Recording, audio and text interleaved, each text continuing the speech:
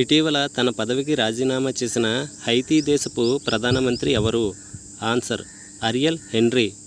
G7 శిఖరాగ్ర సదస్సు జూన్లో ఏ దేశంలో జరగనుంది?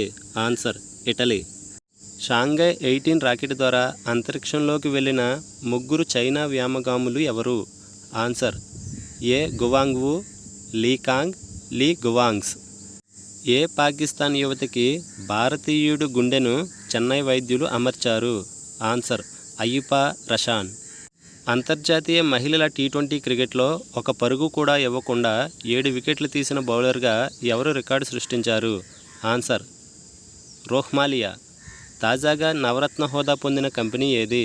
Answer national fertilizer. Creativity and innovation దినోత్సవం ఏ రోజు జరుపుకుంటారు? Answer April 21.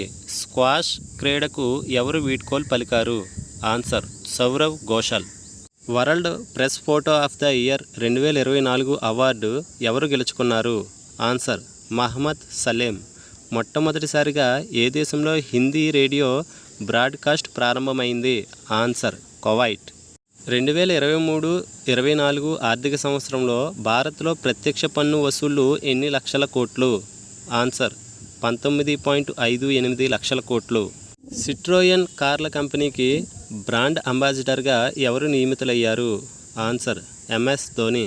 2030 వరకు అంతరిక్షంలో ఎలాంటి చెత్త లేకుండా చేయాలని ఏ దేశం నిర్ణయం తీసుకుంది? ఆన్సర్ భారత్.